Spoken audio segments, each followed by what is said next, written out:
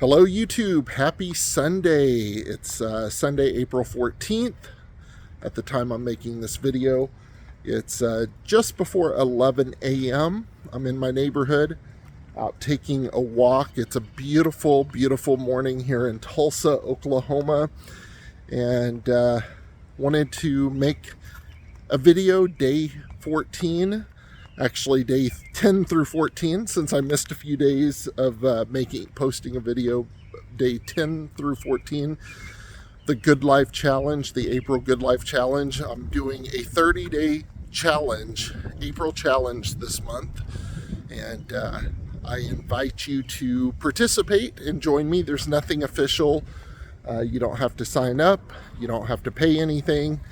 Nothing official. It's very unofficial. It's just something I'm doing, and I do a video to keep myself accountable and hopefully inspire others to participate in the Good Life Challenge.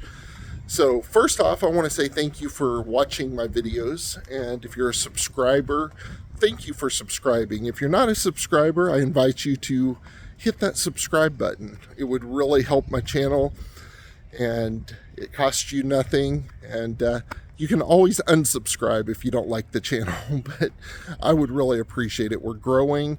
We added about 16 subscribers just in a day since yesterday, so that's pretty exciting. But even more importantly, people are engaging and viewing our content.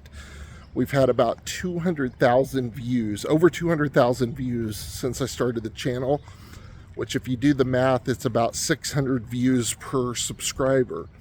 So I'm very happy with those numbers. I'm very happy to see the growth. And I invite you to like, share, and subscribe if you like our content, if it's helpful to you in any way. So let's talk about day 14. We're day 10, 11, 12, 13, and 14 of the Good Life Challenge. And I'm going to go in a little different direction today. Rather than going into maybe as much detail as to what I did over these past few days, I'm going to do more of a high-level overview and just talk to you about some of my philosophies on these things, and hopefully it inspires you and you participate. So beautiful Sunday afternoon. Really enjoying this day. There's people out in the neighborhood taking a walk, and it's just really great. I hope the audio is okay. I don't have my little microphone on. So the Good Life Challenge is 4 pillars that we're focusing on: health, wealth, love, and purpose. And we believe that if you focus on these 4 pillars, health, wealth, love, and purpose, that ultimately brings happiness. Everyone wants the good life.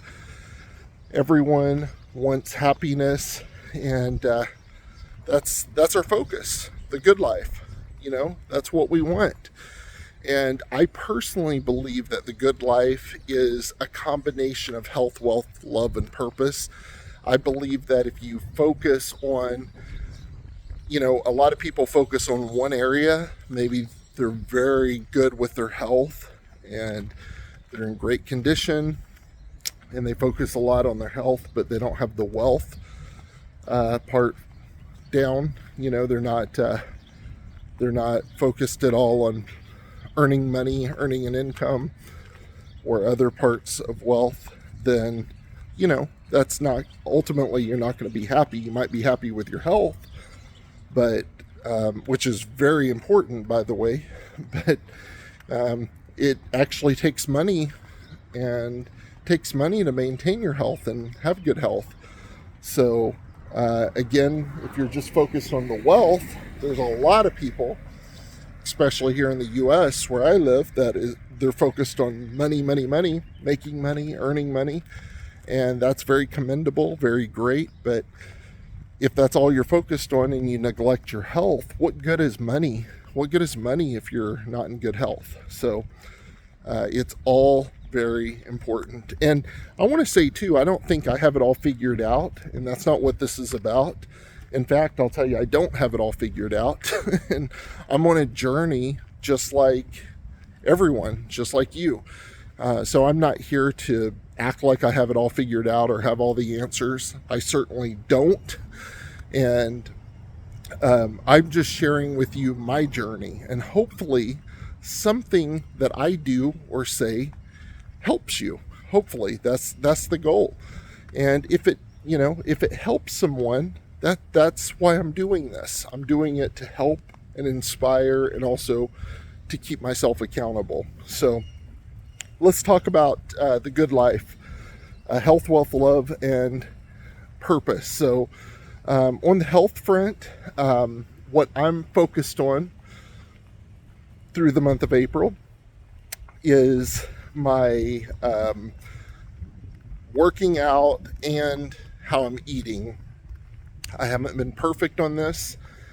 In fact, I've messed up on both on what I eat and the health part, and I'll admit that I've messed up on that a few times, and it's okay. The important thing is to begin again, start all over.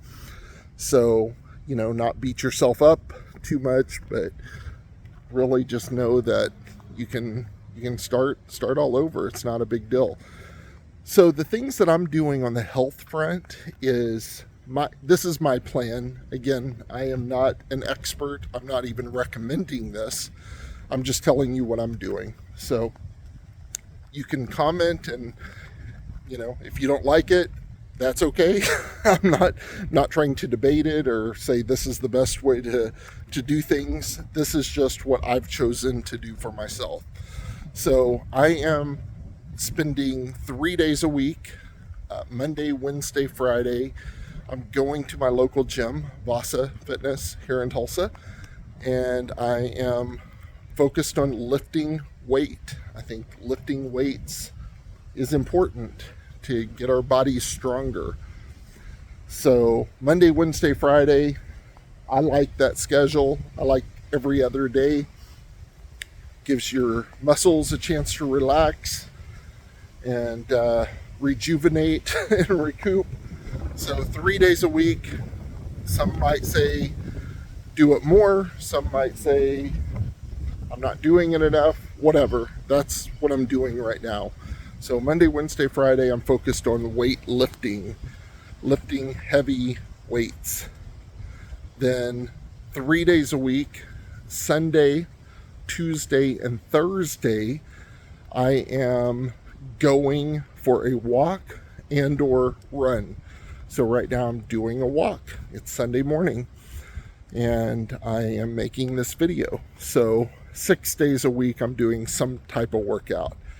And I guess I could do it 7, but I like the 6 day a week plan. So 3 days weights, 3 days cardio, running or walking. That's what I've chosen to do. Then on the eating, on the food part of the health, I've chosen the diet of my choice that I like, and I haven't been a stickler to it, but I've chosen the carnivore diet. And again, I'm not recommending it. I'm not giving health advice. I'm not any of those things. But the carnivore diet has been... I first heard about the carnivore diet back in 2022 from Dr. Jordan Peterson. He was on a podcast with Joe Rogan, and that's where I first heard about it. Joe Rogan and Jordan Peterson. And Dr. Peterson was talking about, speaking of Dr. Peterson, he's going to be in Tulsa next Sunday, and I have a ticket. I'm going to be there. I'm going to go see him. So pretty excited about that. So he was talking about the carnivore diet, and he said the same thing. He said, hey, I'm not a health advisor. I'm not recommending it. I don't know enough about it, but here's what it's done for me. And I thought, hey, I'm going to give that a try. And I've never been the person to, like, somebody talks about their diet, hey, let's try this, and I jump from this to that, because everybody has an opinion about everything. But I have a lot of respect for Dr. Jordan Peterson, and when I heard how it affected him, I tried it, and This was back in March of 2022, so 2 years ago is when I first heard about it and tried it. And the results I got were phenomenal, to say the least. Phenomenal. Not just from a physical standpoint, but also a mental standpoint. And, just like, I don't like to use words like anxiety and depression. I think those are overused words, but, I'll just say that I had some issues that I was dealing with from the past, and I thought they were all just from past issues. And I found out, starting the carnivore diet, that diet helped clear up about 90% of that.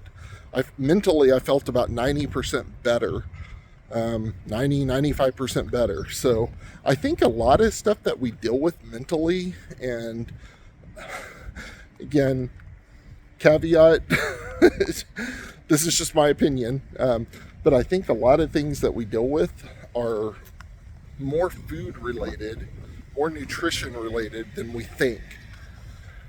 And I don't think we realize how much nutrition plays a part in not just our physical, but our mental health as well. So, started the carnivore diet on March 23rd, I believe, and I did it religiously. I mean, I did a great job then, and better than I'm doing now. And I did it for 2 months. And the only reason I stopped is, and I didn't completely stop, I just wasn't doing it as religiously. The only reason I stopped is I took my first trip to the Philippines, and I wanted to try the local food, and I wanted to give myself some flexibility on my eating. But I started the carnivore diet on March 23rd, I think it was, 2022. And I went to the Philippines on May 26th. So in 2 months, I lost 40 pounds. And the mental things that I was dealing with were about 90 to 95% cleared up. And I never felt better in my life. I had more energy than I ever felt. I had like pains, like some joint pains that I had, just went away. And I started noticing a difference literally 3 or 4 days in. It wasn't weeks and weeks. So that was just my experience. So I'm a big believer in it. It's hard to argue with results. So I am focused on doing the carnivore diet, but I won't say that I'm 100% carnivore. I would say I'm 70 or 80% carnivore. So, hey neighbor. Bye. So 70 to 80% carnivore. And I would like to tell you I'm 100%. But that's just not the case. So anyway, carnivore diet and committed to a workout plan. That's what I'm doing. And I've missed some days and I've messed up on some days, but that's called life. L-I-F-E, life. And hey, it happens, but we can all begin again. So that's on the health front. That's what I'm focused on. Oh, a couple other things on the health front. Water, drinking more water. I think most of us need more water. I think most people are dehydrated, and I'm still not doing a good job with that. And I'm trying to do a better job with drinking water more on a regular basis. So I'm trying to consciously drink more water.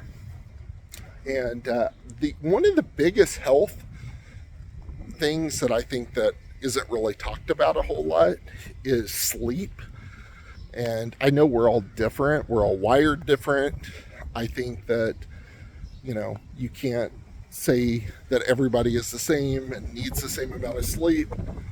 But I know for myself, when I sleep 8 or 9 hours a night, I feel way, way better than if I don't. So I need sleep. Not everyone needs as much. And I also have found, and I've read about this before too, but it was interesting to actually experience it. The earlier I go to bed, before midnight, my sleep is way better. I feel better.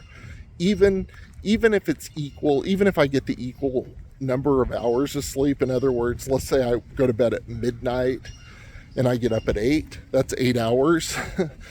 But if I go to bed at 10 and get up at 6, which is also 8 hours, it's better sleep. So before midnight, I've read things about that, and I find that to be true. The earlier I go to bed, the better I feel.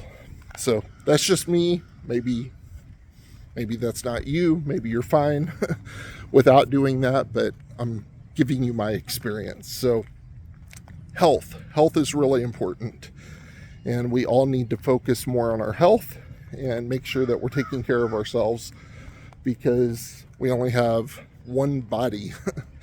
And God gave us one body, and we need to make sure that we take care of it. So that's the health category.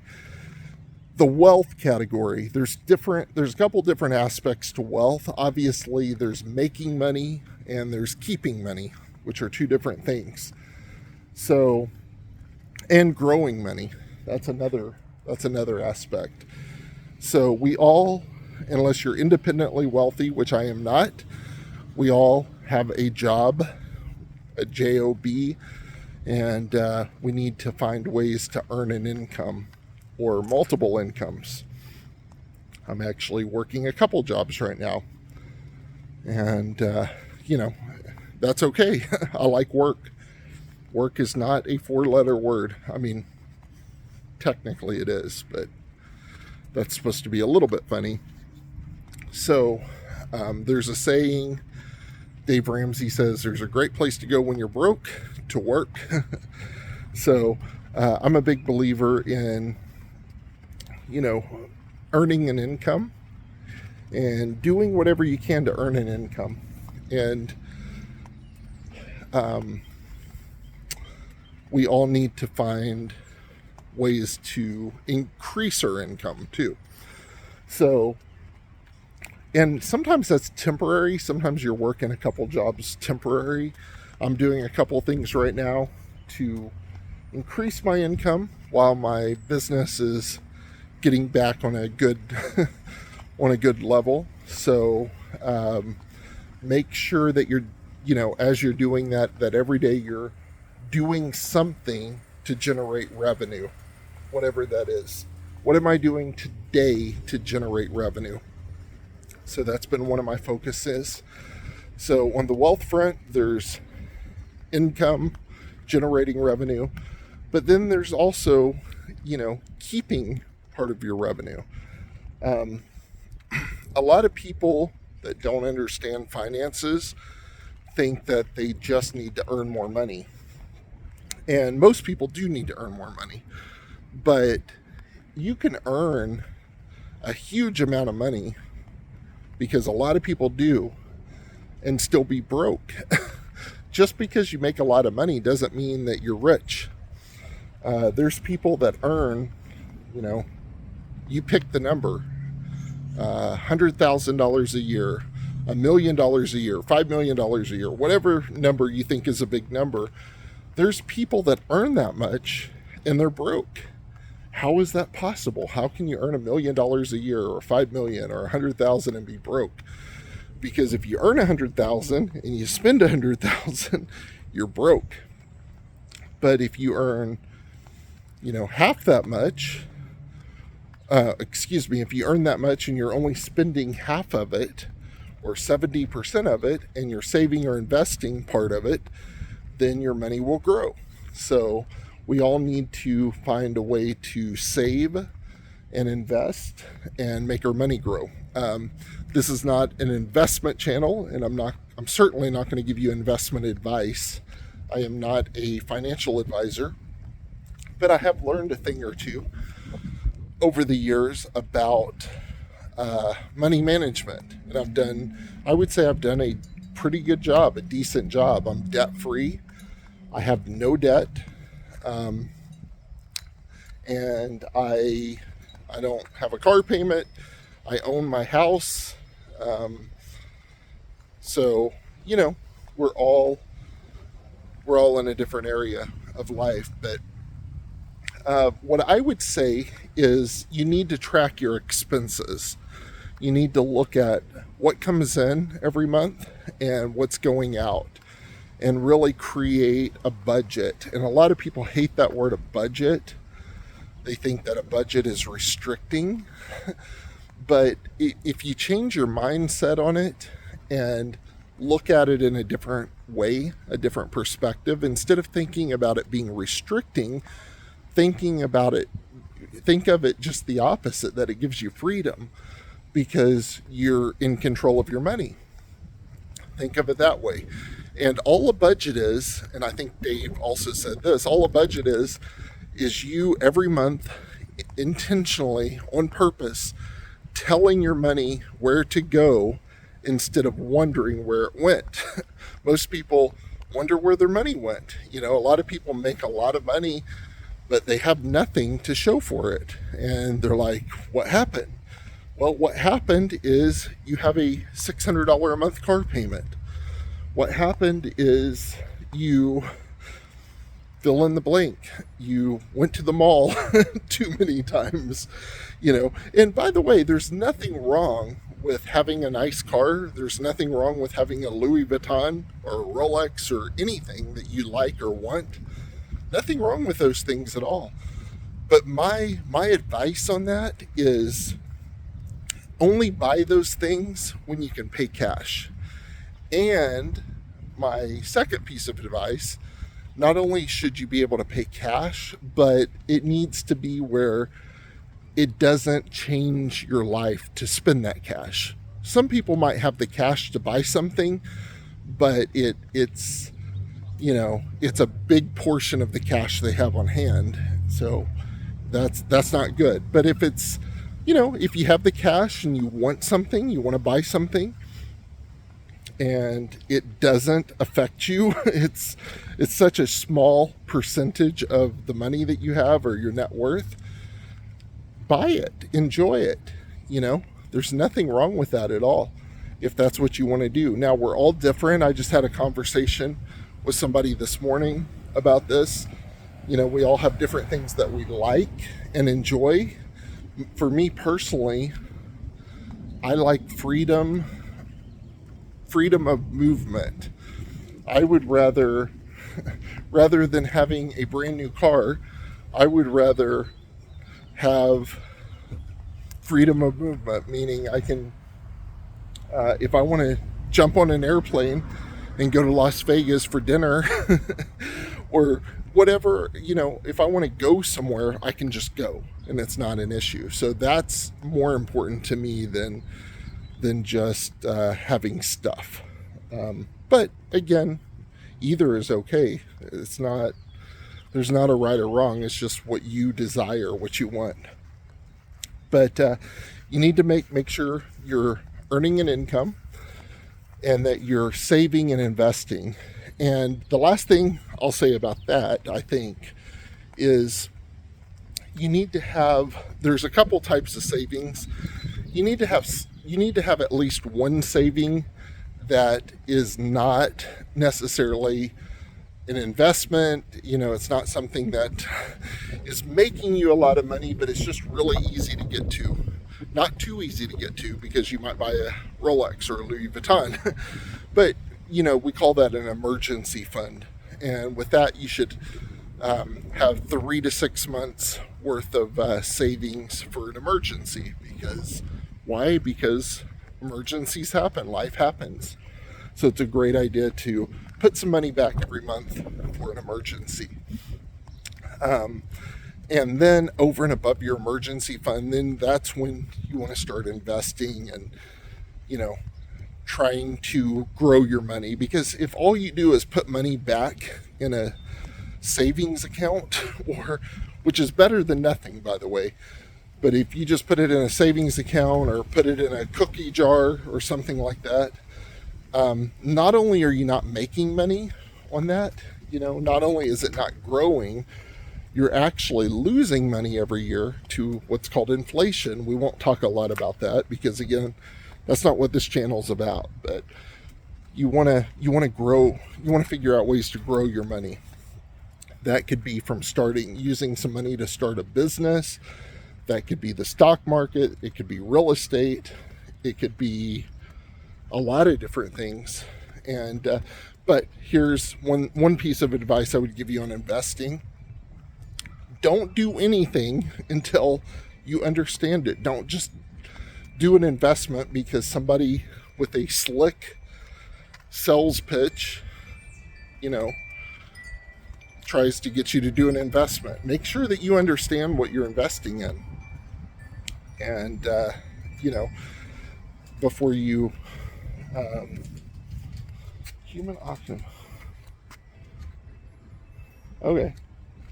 Weird.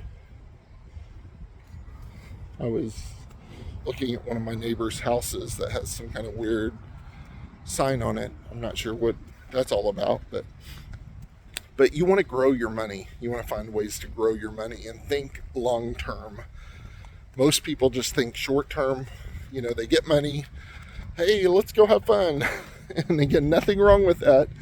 But what are you going to do when you're 80 and you can't work? Or you can't work as much? You need some money. You don't want to depend on the government, for sure. The government who's known for knowing how to handle money. That was a joke. You don't want to depend on others, You want to depend on yourself. Be self-sufficient. So you need to put money back every month. And everybody can put something back. It's an excuse to say, I don't make enough money to put any money back. That's an excuse. That's not true. Everyone can put something back, even if it's $1. Everyone can save something. So I guarantee you everyone blows money somewhere, and that's money that you could put back. So we want to focus on not only our health, but our wealth creation, and wealth preservation. We want to preserve our wealth, and then not only preserve it, but grow it. So those are important. Health, wealth, love is next. Let's talk about love. What is love? People have all kinds of definitions of love. And at least here in America, where I live, people, we use the word love for everything. I love my wife and I love pizza. I love coffee. I love, it's the same. We use it for everything. And it really devalues the word love. I don't want to put the person I love on the same plane as coffee. I like what Keith Moore, he's a pastor, I like what he says. He says we should love people and enjoy things. We should stop saying I love things. We should say I enjoy my car. I enjoy my house. I enjoy my whatever. And stop using the word love for everything. Just reserve love for God and people. We should love God and love people. It should be a special word. But it's okay to have things. It's okay to enjoy things, but let's not love things. Don't love things. There's in the Bible, it talks about Abraham, the father of faith is what we call him. And the Bible says, he was very rich. He was very rich. But then it also says that he lived in a tent. Why would you live in a tent if you're very rich? Well, he didn't always stay in one place. In fact, it talks about that he was so rich that he had to move because he had too much. And I heard a pastor, the same pastor I mentioned, Keith Moore, talk about no matter how rich you become, never, he said, in your heart, and I thought this was really good. He said, in your heart, you should always live in a tent. meaning, don't be so attached to things. Be attached to people, yes. Be attached to God, love God, be crazy about your relationship with God, be crazy about people, love people. Don't love stuff. Stuff, when I die, the stuff does not go with you. Somebody else will own it. And stuff is just stuff. So again, it's okay to have nice things, but just don't let those things have you. If God puts it on your heart to sell something, you're not so attached to it that I can't do that. I've had this beautiful whatever for so long, I can't sell it. No, he might, just don't be attached to it. They make new ones every day and they're better. So sell it, give it away.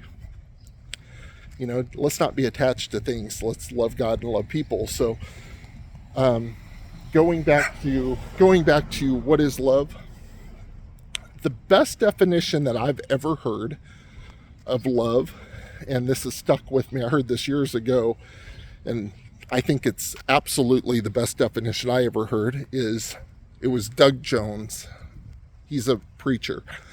He said, love is joyfully choosing to take an action that promotes the welfare of another. Love is joyfully choosing to take an action that promotes the welfare of another. I think it's hard to beat that definition. So if you think about what true love is always putting others first.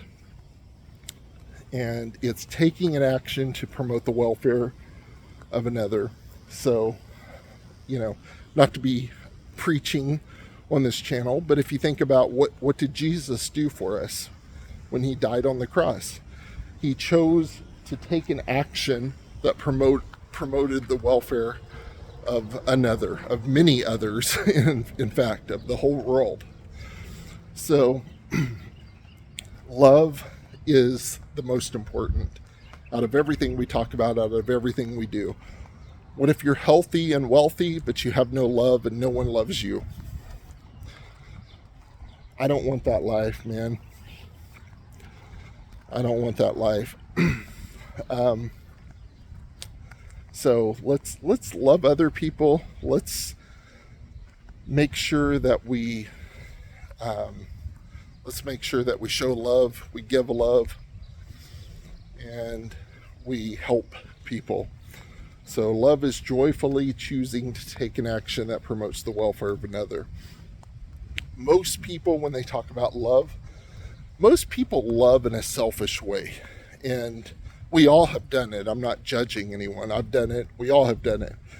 And what I mean by that is we love people to the extent that they can benefit us.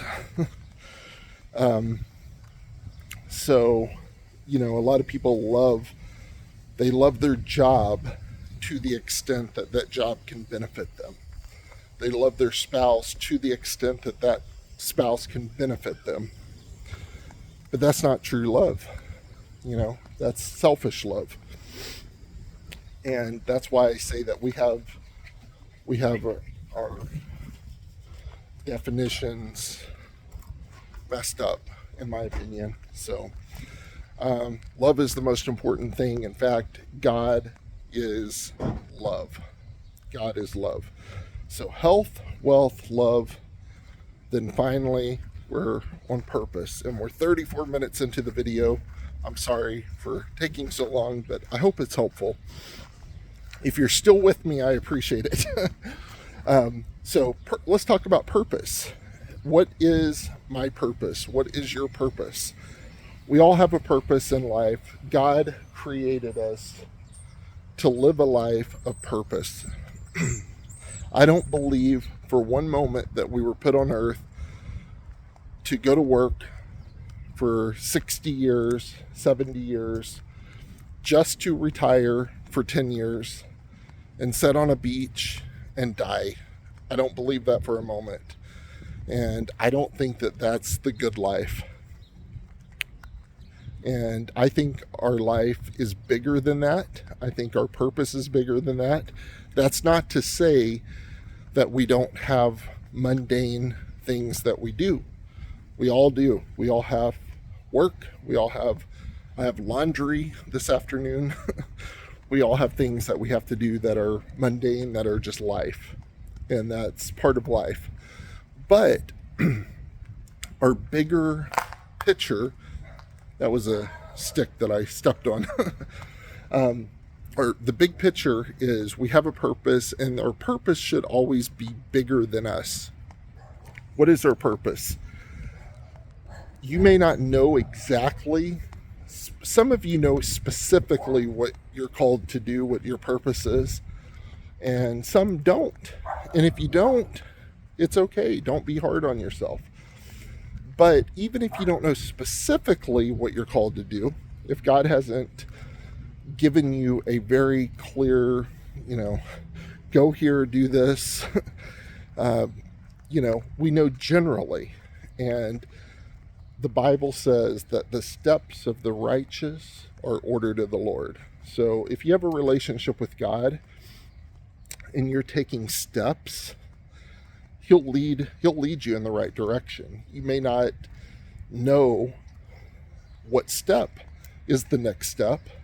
You may not have the entire picture, but I think the important thing is we take steps in a direction that He leads us and guides us, and we just take a step. Then He shows us the next step. Then He shows us the next step. The just shall live by faith. How do you, faith is, if you know everything, if you have everything planned out and you know exactly what you're supposed to do, and you know exactly how everything's going to work out, and you know exactly where you're going to get the money from, how is that faith? To me, faith is not knowing. I've never seen God with my eyes, with my physical eyes, but I know God.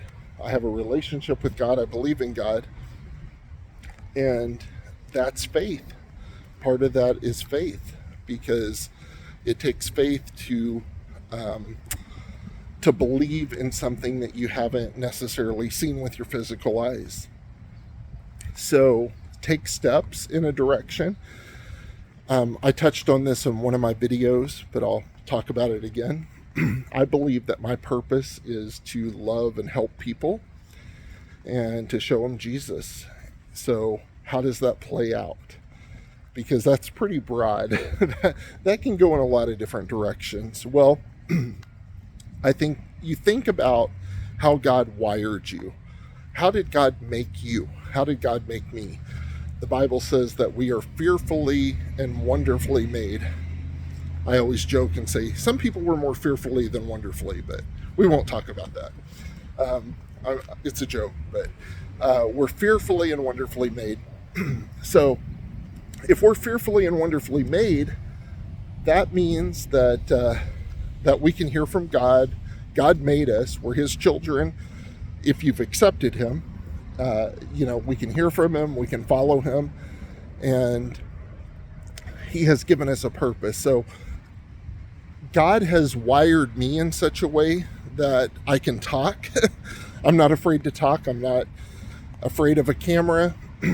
I'm not afraid to be on a platform in front of thousands of people. I've done that before. I've spoken in business conferences. I've preached in front of people. To some people, that would terrify you. And that's not a criticism. It just means that's not how you're wired. To me, I'm wired in such a way that it doesn't bother me at all. In fact, it charges me. So I believe that your calling and my calling has a lot to do with how God made us. You're fearfully and wonderfully made. God didn't make you like that, how you are. It wasn't an accident. He made you how you are on purpose to be able to, so He could use you in the place that He wants to use you. God also wired me in a way that I love to travel, and, I think that God put that in me. I don't think it's just natural because I like fun, Not everyone likes to travel. I thought they did, but not everyone likes to. So the Bible says the Great Commission is go into all the world and share the gospel, preach the gospel. So I believe that is my purpose. That is my mission. That's pretty broad. That can take a lot of, there's a lot of ways to do that. So I'm not limiting it to just, I'm going to be a missionary or I'm going to be a pastor. I'm not limiting to that. I think it's pretty broad. So I'm taking steps in those directions. And God might say, hey, go over here, talk to this person. And I did that recently, and that opened a door to be able to speak at Rhema, which is where I went to school, Rhema, Philippines. So a lot of times it's just taking those steps. And as we begin to take those steps, God will show us the next step and the next step. And take steps in the direction that comes natural for you. And that's how, again, God made you the way you are for a purpose. It wasn't by accident. There are no accidents. That's one reason I'm not a believer in, I don't want to get political on this channel. And I'm being very careful. I don't want to criticize anyone who's made this mistake, because we all have sinned. We all have made mistakes. Some of us have made a lot, myself. We've all done things. So I'm not being critical or judging anyone. I want to start by saying that. But one reason I'm not a believer in abortion, and I don't think it's God's best, is because I believe that we are fearfully and wonderfully made. And I believe that every person on this earth that has a pulse, no matter how you came to this earth, there is no accident. And God has, now the parents might call it an accident, but in God's eyes, there is no accident. And we are fearfully and wonderfully made, and God has a plan and a purpose for us. And sometimes we get out of the plan of God and we start going our own way. And I'm not saying that everything you do or everything I do when I'm following God is God's plan and purpose. That's not what I'm saying. Sometimes we do stupid things that get us hurt, or bad things happen. And I'm not on that side to say that everything that happens is God's plan. That's not what I'm saying at all. Sometimes bad things happen to good people because good people do stupid things. And sometimes we're not doing stupid things and bad things still happen, because we live in this world that is a fallen world. It's not a perfect world. There's things that happen. There's bad things that happen to good people. Why does that happen? I don't know. I'm not God. I can't tell you why everything happens. But I do know this. I know that even when bad things happen, if you follow God, if I follow God, that He'll get us back to where we need to be. God's a God of restoration, and He's a God that restores us and can get us back to the place that we need to be. So even if we get off track, He can get us back on track. There's nothing that you've done that will cause God to say, you've gone too far, I don't love you anymore. There's nothing that you've done. That shows me how great the love of God is. God is love. That shows me how great God is, because no matter what we've done or even haven't done, maybe He's told us to do something and we haven't done it, He still loves us, and He still gives us opportunity after opportunity and after opportunity. The only time that opportunity ever ceases and stops is when you have no pulse, when you die. And we will all die. It's appointed unto man to die once. So we will all die. We will all die. And once you die, then that's when there isn't another opportunity. That's my belief. I believe that once you die, then we stand before God and give an account. So as long as you have breath, as long as you have a heartbeat, as long as you have a pulse, and if you're watching this video, you do, or I hope you do. It would be kind of weird if, anyway. So there is hope. And what does hope mean? Here's another word that we use in America, in our English language, differently than what it actually means. Most people, when they say hope, they use it in context like, I hope this happens. Like, I hope this happens. I hope this happens for me. The word hope is actually, the real meaning is confident expectation. So it's really different than, oh, I hope this happens. It's confident expectation. I'm confidently expecting something good to happen. So anyway, this video is super long. I'm a talker. So thank you for staying with me if you're still with me. If the video was helpful to you at all, please hit the like button. It helps my channel, costs you nothing. If it wasn't helpful, then don't hit the like button. Hit the like button if you like my channel.